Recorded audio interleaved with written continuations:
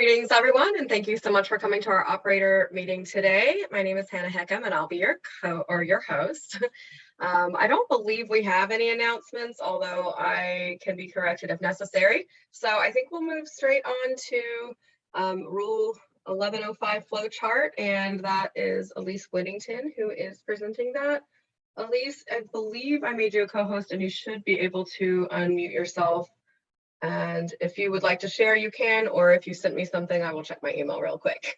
No, I can definitely share my screen. Can you hear me? Perfect, absolutely. I can hear you. And let me just make sure that that advanced option is on. Okay, I think you should be able to do it. Okay. All right, can everyone see my flow charts? Awesome, I can see it. It looks great. Okay, wonderful. Let me just make sure you can see a little spotlight here. Okay, so good morning. I'm Elise Whittington, or Elise Divine now. I want to talk about the 1105 flow chart, which we have made. This is something that will be very helpful for operators to understand what your reporting requirements are at each stage of flow line abandonment. So we've broken it down into the pre-abandonment process and the post-abandonment process. So I'm just going to jump into at the beginning phase here. Excuse me, I'm working through moving my tabs around. Okay, so let's say you're at the beginning of flow line abandonment. The first step is to determine whether or not you have a flow line or a gas gathering line. This gas gathering line is something that is a segment that is regulated by Colorado PUC. If it is a PUC regulated line, you need to consult with that agency. The COGCC does not have jurisdiction over PUC regulated lines. So you would go through those channels to better understand what needs to be done for that. I will touch a little bit on PUC lines later in the post-abandonment process, because there is some reporting requirements, but it's just through different channels. So if you determine that you have a flow line, the next step is to determine whether it is an on-location flow line or an off-location flow line. If it is an on-location flow line that you're getting ready to abandon, you need to file a Form 42 at least 30 days before abandonment. And on that Form 42, you can specify whether the flow line will be removed or abandoned in place. There is a comment field on that form you can use, and this is something that is very helpful for the regional inspector or other inspectors in the field, knowing whether or not the line will be abandoned in place or removed. If you are abandoning an off-location flow line, you need to submit a Form 44 pre-abandonment notice at least 30 days before abandonment. And it is really important that you are very specific about the particular segments you are abandoning. There are some cases where it is hard for us to determine which line it is, especially if the line is either co-located with other lines in a trench, or if the line is a part of a flow line system or a crude oil transfer system or a produced water transfer system. So if you can describe maybe the associated wells, give us the flow line name, those kinds of particulars, that would be very, very helpful for allowing us to do a thorough review. Another thing that I want to mention before I move on is, at the same time that you fill out your Form 42s or your Form 44s, you also need to provide a notice to the surface owner and the relevant local government. And the relevant local government and the surface owner, they have 15 days after receiving your notice to notify the agency about the proposed abandonment method. They can discuss with us the potential impacts to public health, safety, welfare, and the environment and wildlife resources. So if they have any concerns, they have 15 days to get those to us.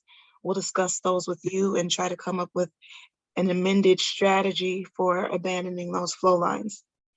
And that takes 15 days. If we don't hear anything in that 15-day period, we will be corresponding with the operator if we have any questions or concerns, and then we typically review and approve those forms after the 15-day period has passed.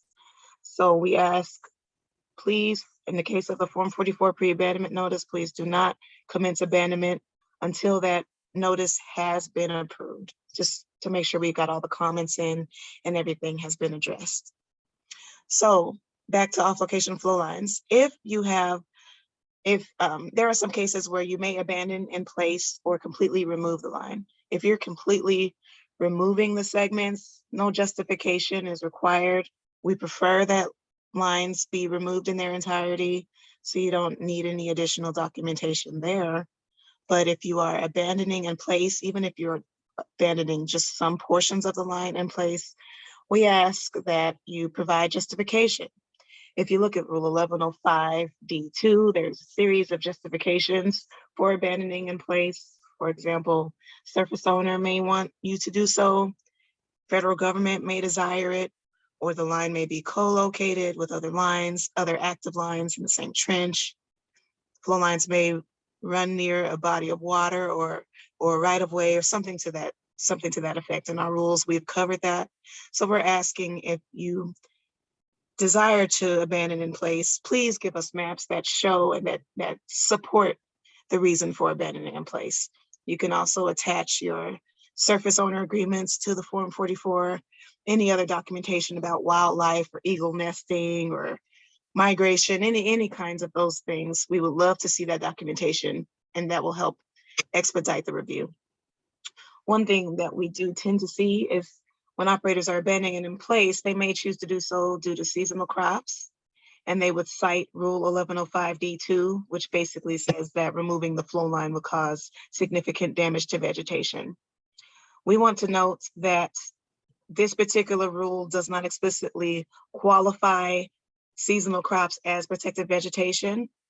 We do expect operators to remove those lines when seasonally appropriate, unless agreed upon with the landowner.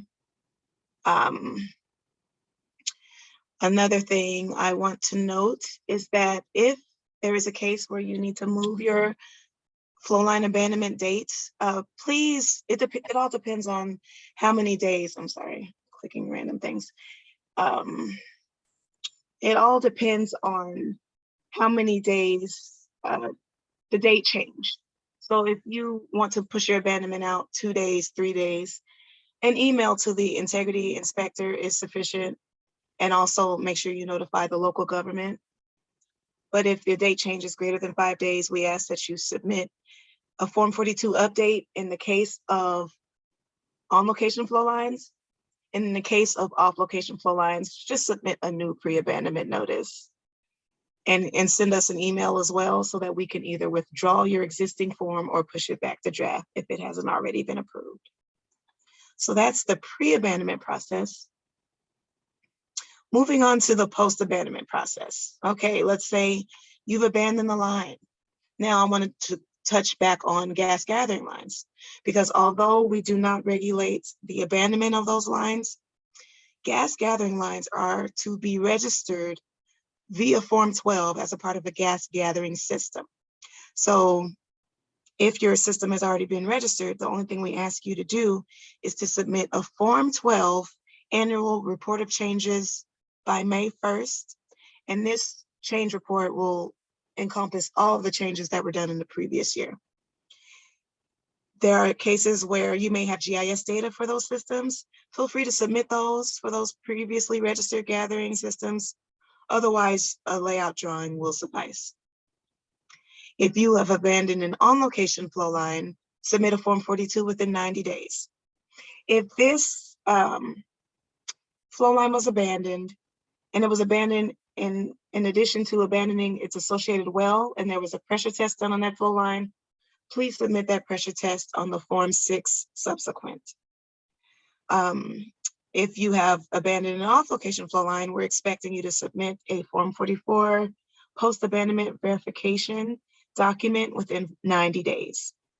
And make sure that you, again, are specific about which lines you have abandoned, and that you describe how you abandon these lines, if they were fully removed or partially removed, abandoned in place, et cetera, et cetera. And this is really helpful, again, if you have a system, because we do have some operators who submit an abandonment verification report and it contains the abandonment for maybe 40 or 50 segments. So please make sure you describe exactly the segments that have been abandoned. So we can go back and look at your previous reporting and make sure that everything is consistent. One thing I want to note before we move on is that these post-abandonment verification reports are automatically routed to the local government and to Colorado 811. So that is nice. Now, if you have abandoned your off-location flow lines in place, there are a series of things, a series of requirements that we need to see. If you've abandoned in place, we require third-party verification of this. And this third-party verification needs to be done either by a professional engineer, someone who is supervised by a professional engineer, or someone who has specific training on abandoning lines per Rule 1105.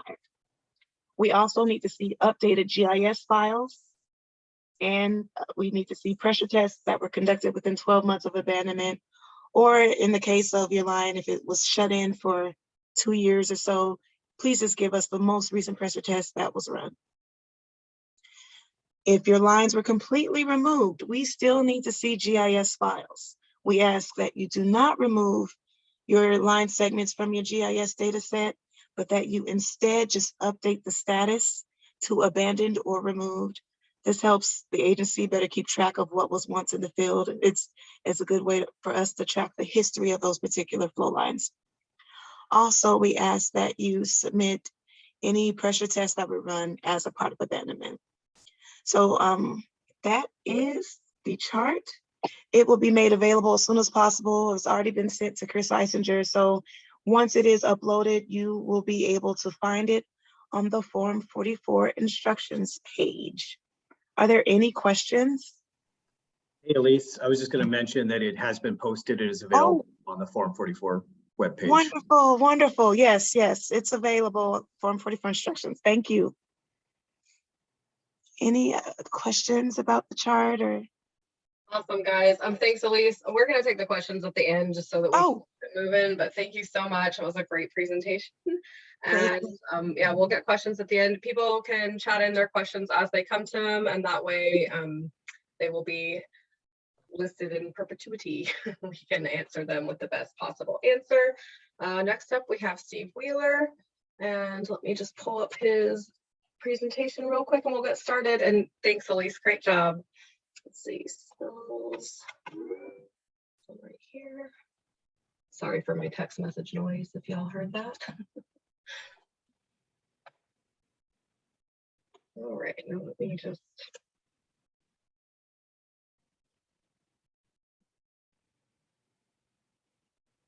I think I'm gonna share the screen first.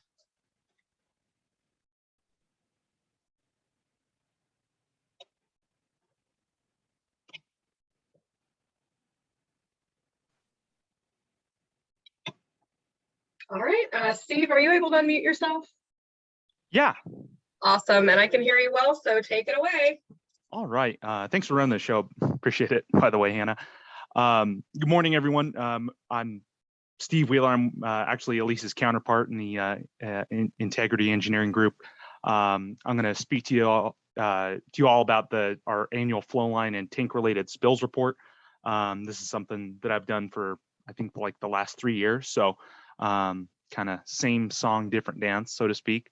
And really, this will cover the 2021 calendar years worth of data. So if you could jump to the next one for me, Hannah. So here's just the quick outline of the presentation. So it's really based, this is high level data. It's kind of anonymized, but you'll see the groupings of the failure modes. So we break that down by the root cause of failure, and that'll be broken down based on just the current year, and then our full data set, which dates back to 2015. So we kind of put it all together, and then we break that down by region. So that'll be by both county and by basin as well. I've got a couple of spill trend graphs in there, and then I'll wrap it up with the tank root causes there. So next one for me, Hannah. Because we post this online, I do like to include the root cause of failure definitions. I think it's a little useful since, like I say, since we post this, So if someone is looking at it, just the presentation, or just the way the data is kind of slammed together here, they don't have to chase the definitions page, which can be a little finicky to find if you've ever been on our website once or twice. The couple things here is that I do try to highlight any through line from this year's data set if there's something anomalous. So in this case, for the 2021 year, we had a higher number of occurrences of that natural force damage. So I'll go through that in a minute. But I will say that these definitions are not a one-to-one as far as tank failures are concerned. So I'll go through those caveats when we get there. So jump to the first pie chart here, Hannah. So this is our full data set. Like I say, it goes back to 2015. So we've tried to pull everything together here. The one piece that I don't include off the bat here is just the unknowns, because that's really a data reporting point that I'll cover here in a minute. And this slide is just really, like I say, it is kind of a data dump. So it's just more informational. But if you jump to the next one here, Hannah, you'll kind of see the difference up against this last calendar year's data. So then jump one more, Hannah, and we can see those two side by side. The big thing to gather here is, like I say, anything that's out of like the historical norms. So obviously the one I mentioned earlier, that natural force damage, is that orange wedge of the pie. And I'll go through that breakdown here on the next slide. But the big one here obviously being the corrosion piece. And I'd just really like to speak to the kind of a trend we've seen in the last few years. It could be partially attributable to the data reporting. It has gotten better over time, but certainly outside of that, we've still seen an uptick in corrosion failures over the last few years. So just to give you an idea of what that looks like, from 2015 to 2018, annually, we averaged about 55 corrosion failures a year. So in 2019, we were up a little bit over that average. In 2020, we were up 65% over that average. And in the 2021 year, we're exactly double. So I think anytime I get to speak on this presentation, I like to just pound the table for those, especially carbon steel dump lines that tend to be particularly problematic. So I do like to, like I say, pound the table for those items that are those particular pieces of infrastructure that are well past design life and are certainly problematic. Now, I would say that in a lot of cases, we are seeing quite a few like replacements, certainly out in the peons. That's what we're seeing. And just, for those, for those engineers, for those construction managers in charge, I'd harp on appropriate material selection, right? HDPE just for these on location lines really doesn't have much of a useful hoop stress. So like I say, out on the peons, we're seeing a lot of flex steel replacements, which has a much greater hoop stress, but it's got that liner in it that's corrosion resistant. So that's my soapbox for just a few seconds here. So next slide for me, Hannah. So here's just a quick breakdown of kind of how that reporting looks. And so this year we're pretty much in line with what we've seen in the past. Typically, what's been reported is about half are reported as internal corrosion, about 20% external, and the remaining 30% wasn't given in any particular in that more minute detail. But like I say, this year's pretty much in line with that. Jumping over to that second largest category for the year, the natural force damage. What we did see this year was a particular jump in line and valve freezes. So so likely in a lot of those cases, a little bit older infrastructure. I think even in a couple of cases we saw the freeze-proof valves kind of have some issues. Typically, we only have, as far as subsidence goes, we usually only see about one of those a year, so that's up a little bit, but hardly preventable. And then lastly, there we had a single occurrence of high winds topple over a heater treater. There's probably a really good opportunity for better anchoring in that situation, certainly. So next one for me here, Hannah. So like I mentioned before, I don't include the unknowns right up front because it really just speaks to the reporting quality over time. So this is, that wedge of the pie has gone down as things have improved, certainly over the past few years as we've had a better opportunity for to reach out to operators and ask for that data when it's available. So if you jump to the next one for this year's data, Hannah, so that, our reporting quality looks pretty good against what we've seen in the past. No, you could go ahead and jump to the side-by-side there. That's perfect, Hannah. So over the past few years, we've seen that unknown value kind of hover around 10%. So, certainly thank you to everyone who's kind of made my job particularly easy. Any of the EHS staff with the operators that have this data on hand, they've been more than forthcoming with that. And that certainly our EPSs have included that detailed root cause as a COA on the Form 19s and Form 27. So that makes our job a little bit easier. So certainly, when that data is available, it seems like everybody's, like I say, pretty forthcoming with that. And then, then we can present this data back to, operators and the rest of our staff. So hopefully it's useful kind of moving forward. So jump to the next one for me, Hannah.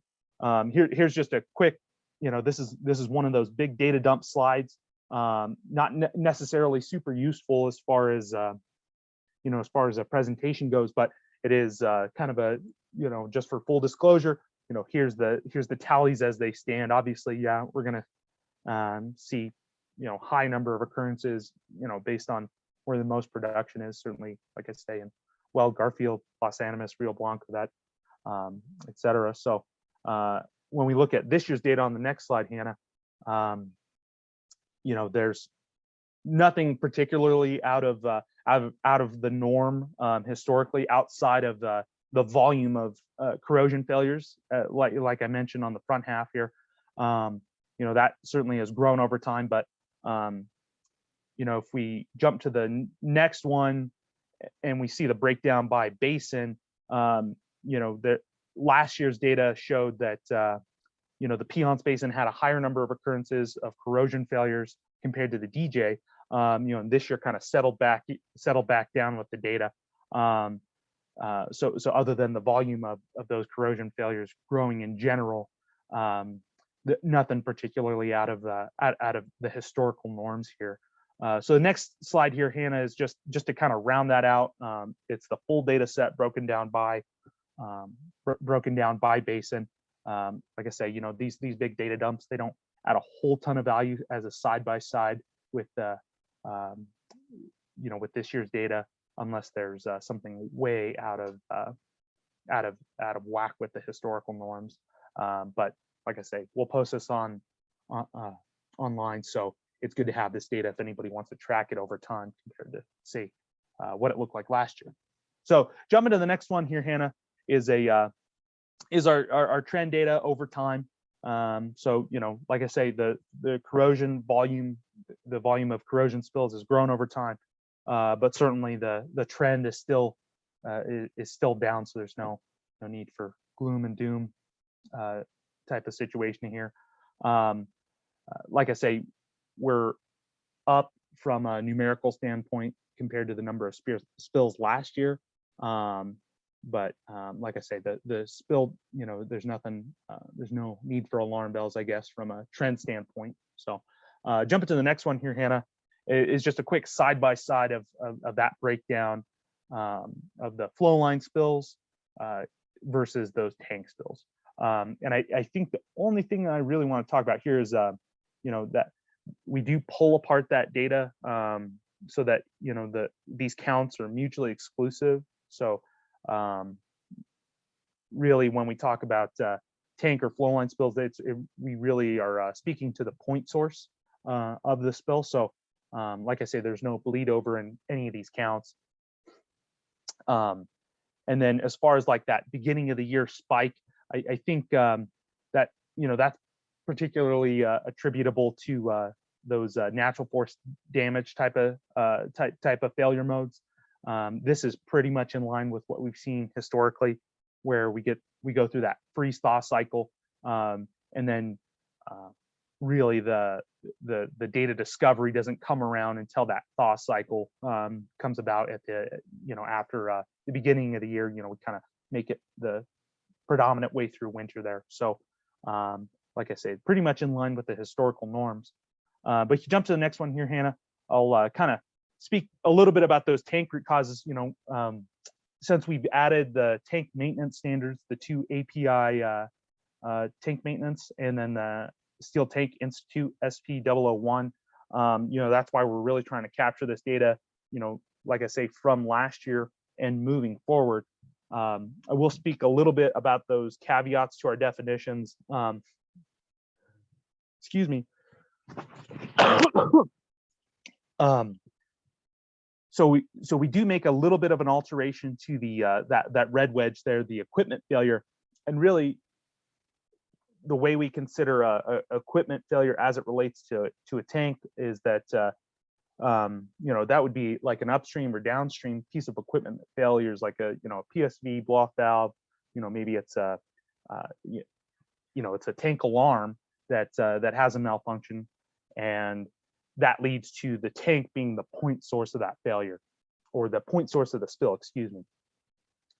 And then similarly, on the tank mechanical failure, we have a similar category on the pipe weld or that joint damage, right? So we're really looking at a mechanical failure that would fall outside of say something very discrete like a corrosion failure. So there are, it didn't pop up in the 2020 data set, but we had a couple of occurrences of those type of failures. It could be a mechanism, it could be like a tank hatch, or but in particular, it's a mechanical failure as it relates to the tank or a piece of equipment directly connected to that tank itself. So jump to the next one.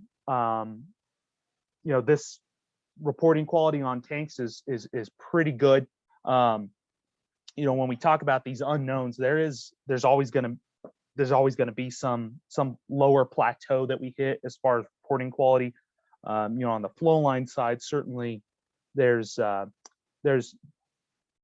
some non-excavated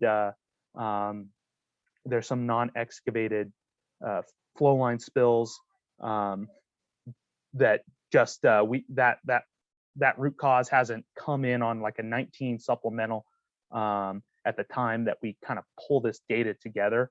And certainly the same could be said for the tank related spills, right? Particularly if the failure is directly underneath the tank, if it's not at like the lower seam and it's easy to put eyes on, we'd rather have a more concrete definition of the failure mode versus kind of taking a huge assumption on what's say directly underneath the tank that the operator's not going to find that out until the tank's fully decommissioned. So and then to round this out, guys, for the last slide here, Hannah, that's just the data kind of pulled together from last year and this year. This is just kind of how it stands. So as we kind of continue to get more data in, I think we'll kind of start to pull more trends together. But like I say, reporting quality is pretty good. But that's all I've got for you. If you have any questions, certainly throw them in the chat, and I'll try to answer them as best I can. But that's all I've got. Great job. Thanks, Steve. And just to change things up a little bit, we're going to take the questions for Steve and Elise's presentations now. Surprise. So I do have one or two, and let me read off the first one. And give me some grace because I did not read this ahead of time.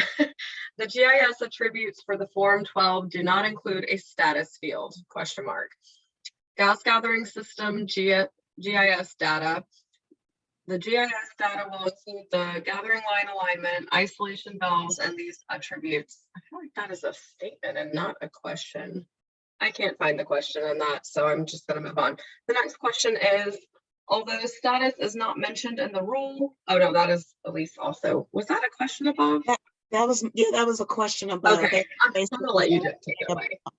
The GIS data not having the status as a requirement in the attributes.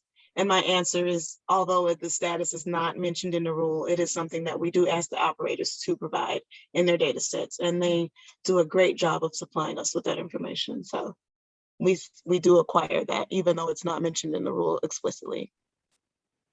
Thank you, Elise. That's great. If anybody needs clarification on that, please type that into the chat. That is all the questions we have for right now. Let me just check on something real quick. Hey, Hannah. Yes. Hi, this is Greg Duranlo. I'd just like to add something on the flow line closure process, just regarding the Form 27 site investigation remediation work plan. I'd like to add that a Form 27 is required by Rule 911A for all oil and gas closure of all oil and gas facilities, and flow lines meet the definition of oil and gas facilities. And therefore Form 27 must be approved prior to that work being completed, in addition to the Form 27, the Form 44, of course, that Elise described. The Form 27 should describe the work that will be completed to identify and characterize potential spills or releases from the flow line, including at risers and along the runs of on and off-site flow lines. And if flow lines are to be abandoned in place, pressure test data should be included to indicate that the lines had integrity prior to abandonment. The ideal time to submit the Form 27 is concurrent with the Form 44, or even with the Form 6 Notice of Intent for the well plugging. So if anybody has any questions about that, I'm happy to take them, but we do want to see those Form 27s coming in for that facility closure as well, in accordance with Rule 911A. Thanks, Greg. See if there's any other. And I'll add that comment to the question and answers document that we developed. Great, thank you, Greg.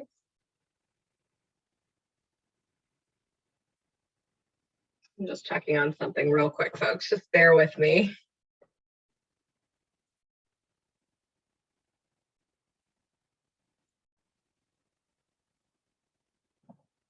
All right, I just want to take this opportunity to let folks know that we have heard about a few issues with the time zone being automatically adjusted for whatever time zone you're living in on your browser when you look at our webpage. And so I just wanted to let folks know that you should definitely defer to the email that I send. I have started to write MST for Mountain Standard Time in the email so that you will know what time it is, and you can auto do that in your head. Some folks have reported that their browser is just automatically adjusting it for them, and so that's causing some issues, because if you are in Central Time Zone, which quite a few folks are, it is showing that our meeting, this meeting specifically, is at 10 o'clock, which it is if you live there, but it's 9 o'clock here. So they're saying it's 10 o'clock on our webpage and thinking, oh, oh, sorry, I'm reading. Jarrett says that it's MDT, not MST. So sorry about that. I think it changes from time to time because the standard time is the day, like one of them is daylight savings time and one of them is not. So I think it's MDT right now. So my apologies for that. I'll put MST in the fall. But anyway, so folks from the Eastern or the Eastern time zones or Central time zones are looking, and it's showing their time zone, but then they're doing it in their head thinking that that's what we think the time is. So anyway, just definitely defer to the email. The email will have the correct Mountain Daylight Time, and then you can just make the adjustment from there like normal. And then we do believe that that's a setting in the individual browsers, because as it would have, I am on the Eastern coast right now and mine is not doing that. So we think it's a setting. And so maybe folks, if they're having that issue, can reach out to their IT folks and hopefully change that setting. Oh, and then somebody's saying that they're saying that it says 11 a.m. and they're in Denver. So I am definitely thinking it's a setting. So I just want to let folks know that that's a situation and to be aware of it. And then next up will be Jane Stanzik, and just give me one moment to find and pull up her presentation. There are limits to what I can do when I am using one computer to do the meeting and share. So just bear with me for a moment, folks.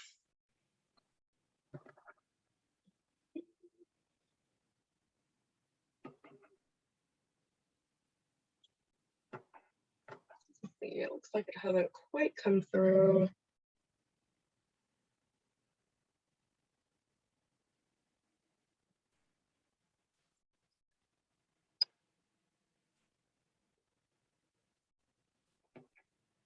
I don't have the best internet here, but it's also not terrible, so it should come through any second now. Thank you everyone for your patience. Yeah, sorry, everyone. I just sent my slides to Hannah so she can drive for me. And while we're waiting for them to travel wherever Hannah is, I'd like to point out, we did have a meeting last week on July 5th, and our attendance was pretty low. And I'm not surprised because it was right after the holiday. But so everyone can be on the same page. I do think that our presentations from that meeting, they're not posted yet. I'm sorry about that. I'm not sure if I sent them. I'll see if I sent them, and I'll ping the person that's in charge of that.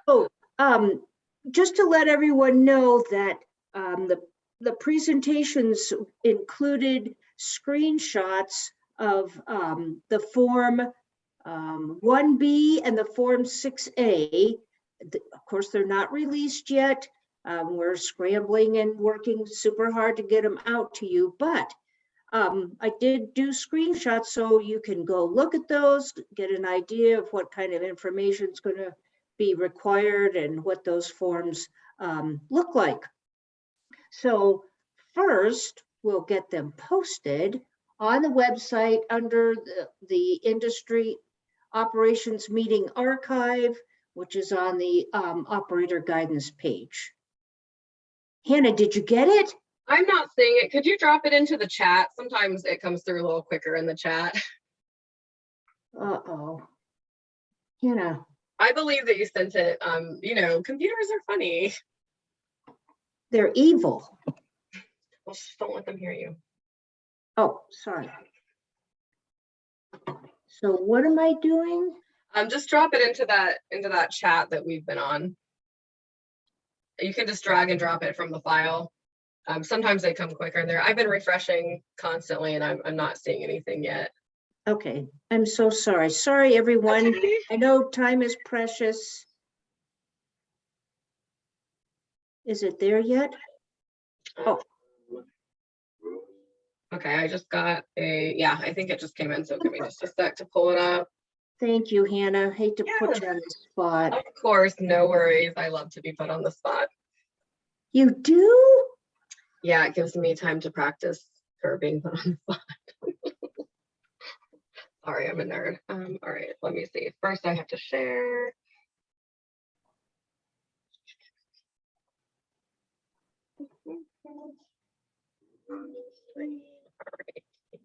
Great.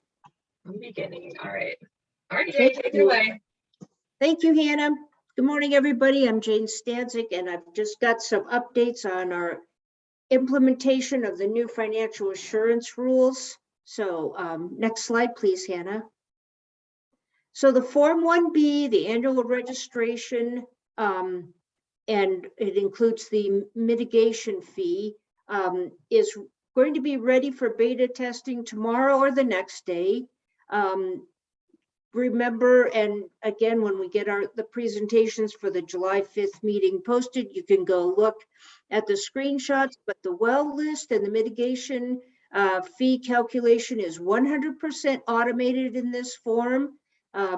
Operators will need to provide their general liability insurance information and attach certificates of insurance. So while you're waiting for us to get this form tested and beta tested and released, you can gather your general liability insurance information and your current certificates of insurance to be ready to submit that form. And I just have the rule citing for the due date of this form being August 1st, which is a couple weeks away. Next slide, please, Hannah. So the Form 6A, the out of service designation, is also going to be ready for beta testing tomorrow or Thursday. Operators will need to upload using a template that's available in the form, their well list of forms they wish to designate as out of service. And a reminder that for every well on that form, you will have to provide a yes/no response in that template for these 6 items that are right out of the rules. So again, as you're waiting for us to get this form out there for you to use, you can gather this information, which I hope you already did. But anyway, this just gives you an idea of what's going to be required on that form, which is a pretty simple form. Next slide, please, Hannah. So to simplify the Form 3, the financial assurance plan, as we originally designed it, we were going to include within that form the consolidation of related operators and the operator reporting to us what wells they've provided financial assurance to the federal government for. We've decided to simplify not only the development of this form, but then its function when it is released by removing those 2 things from the Form 3 and creating new separate forms to address that information that's necessary for the Form 3 financial assurance plan to work. So next slide, please, Hannah. So the Form 1C is going to be an online form called the Consolidation of Related Operators. If a parent operator wishes to consolidate all of their subsidiaries for the purpose of financial assurance, and that's provided for in Rule 702C7,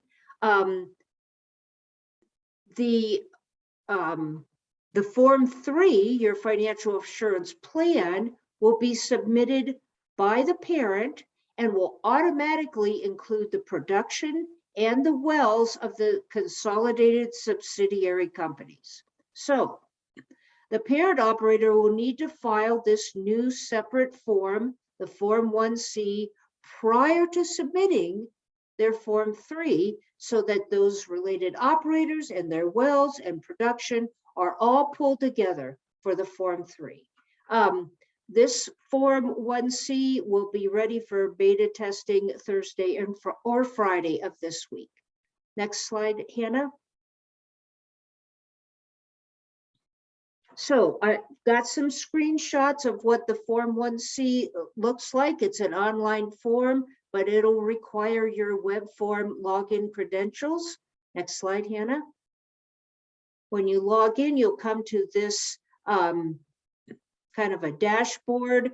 The only form that's active here is that Form 1C. You're just going to click on that blue button. Next slide, Hannah. And this is the entire form. It's it. It's just one screen, but I'll show you some details since that's kind of small. Next slide, please, Hannah. So the top part just has the rule references that relate to the consolidation of related operators. Next slide, Hannah. The parent operator who's submitting the form, that operator information will be auto-populated. Then, of course, you'll provide standard contact information. Next slide, please, Hannah. In this section, you will click New to add a subsidiary operator. All you'll do is enter the operator number, the operator name will auto-populate, and you could submit as many as necessary. Next slide, please, Hannah.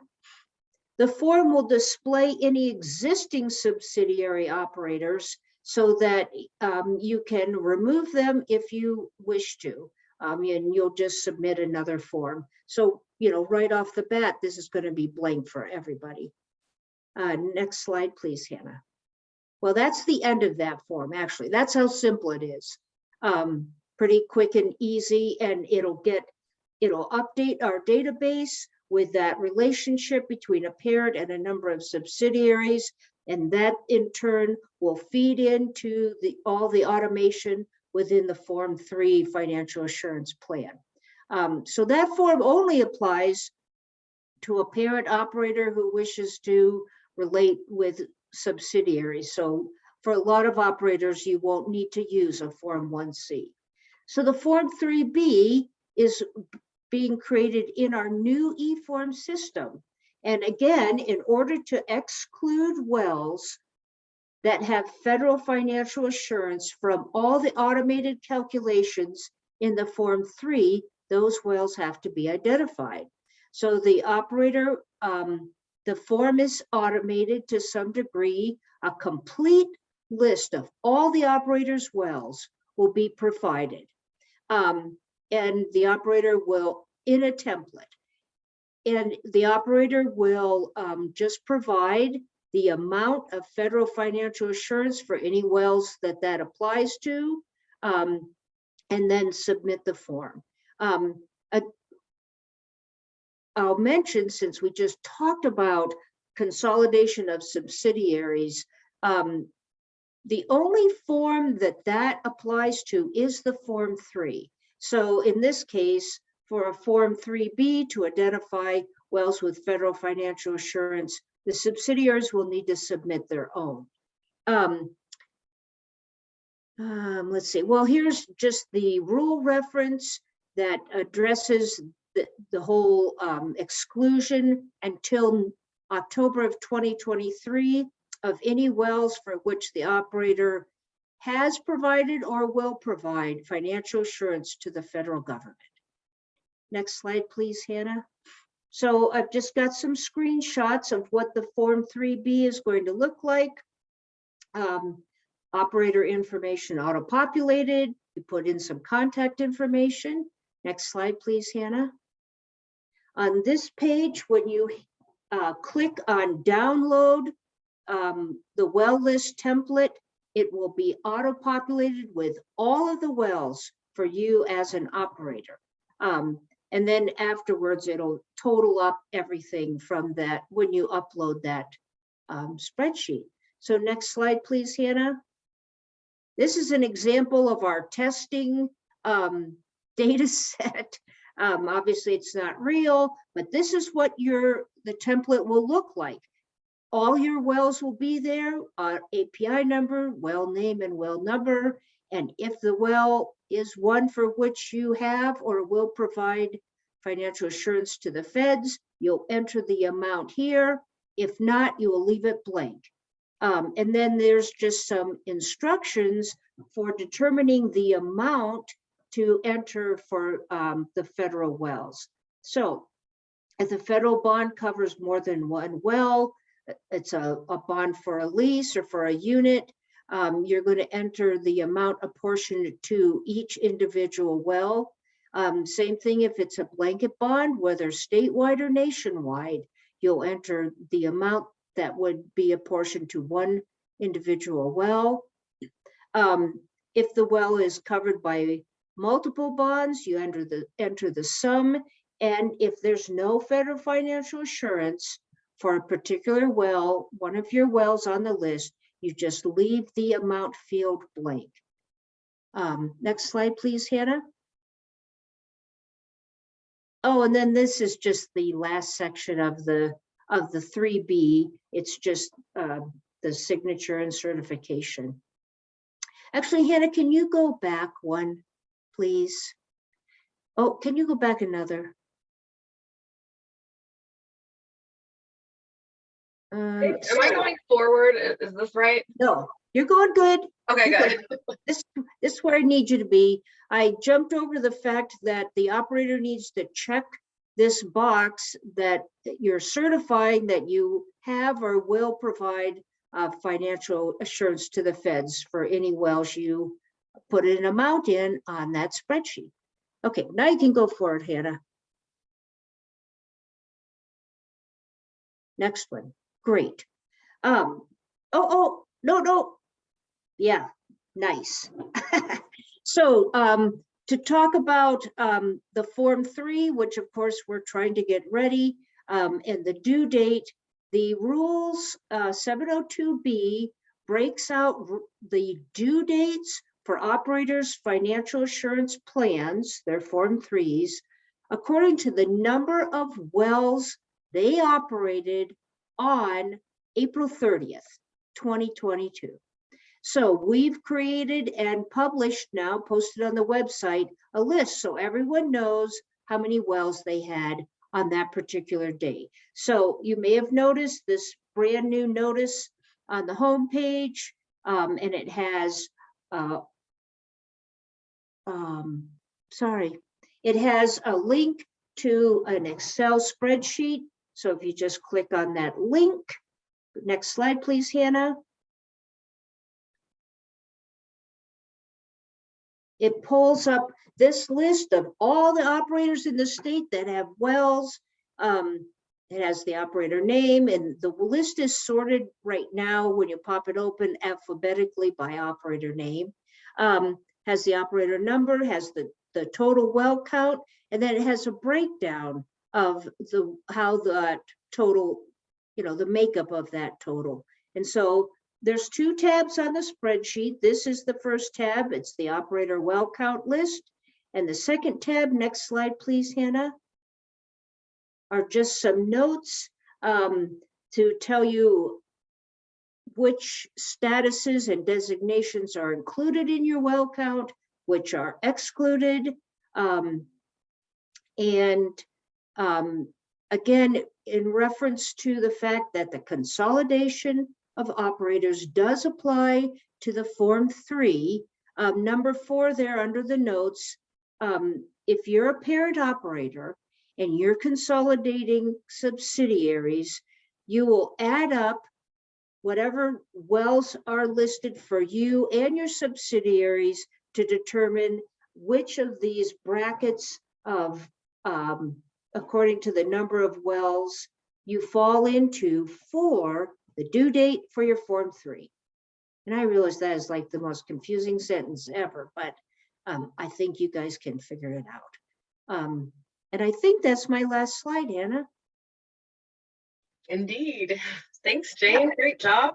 And we've got the questions rolling in for you, so I will get started on those. I'm just gonna stop the share. All right, first question is, this is in reference to Form 6A. Is there a map layer showing HOBUs and childcare centers? For large operators with many wells, this seems to be a huge lift. I want to make sure I wasn't missing something on COGCC's data availability. I'm going to ask Sabrina if she's available to answer that question, because I don't remember what map layers we have available. Let me make sure. Or Christopher Eisinger. Yes, I'm happy to answer that question, Jane. Thanks. Thanks, So Chris. we do not have the high occupancy building units available. And neither do we have the childcare centers on the public map. But one can easily find childcare centers by going to CDHS's website. And I just put a link to that map in the document, and we can post it in the answers or even post it in the chat if you want to, Hannah, right now. And certainly I can add that to my slides before we publish them. Yeah. I can add that. Great idea. Thanks, Jane. Yeah, I'll just get it on that slide. Great. Thanks, Jane. And thank you, Chris. Thanks, Chris. Yep. The next question is, could Jane please repeat what she said about Form 3Bs for related operators? Will the Form 1C relate to the Form 3B, or does each related operator individually need to file a Form 3B? Thank you. Each operator needs to, needs to file their own Form 3B. Great. Thank you, Jane. And the next question is, what about Form 3 deadline for small gathering operators only? I need some clarification. Meaning, Okay. Can you clarify your question as to whether or not you have wells? If you don't have wells, you don't need to, there's no requirement for a Form 3. Okay, perfect. Let's see. Sabrina dropped that link in the chat in case anybody wanted to catch that before Jane's presentation is posted. Jane, can you repeat that last answer, please? That person said no wells, Jane. Yes, so the rules, Rule 702 that requires a financial assurance plan, it's only required for operators of wells. Operators that have no wells are not required to file a financial assurance plan. And let me get that rule. And so while Jane's looking for that, there is still financial assurance required for the various facilities that you might operate, right? It's just you don't have to file a Form 3.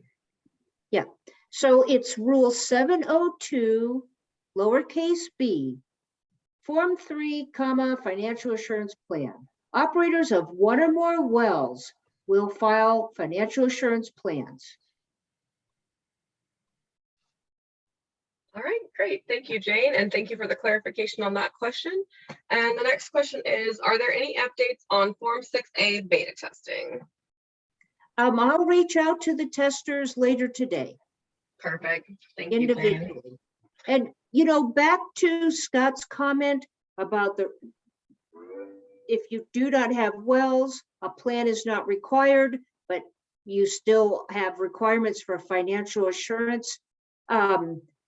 The financial assurance Rule 703 addresses all non-well financial assurance, all facilities and operations that aren't wells.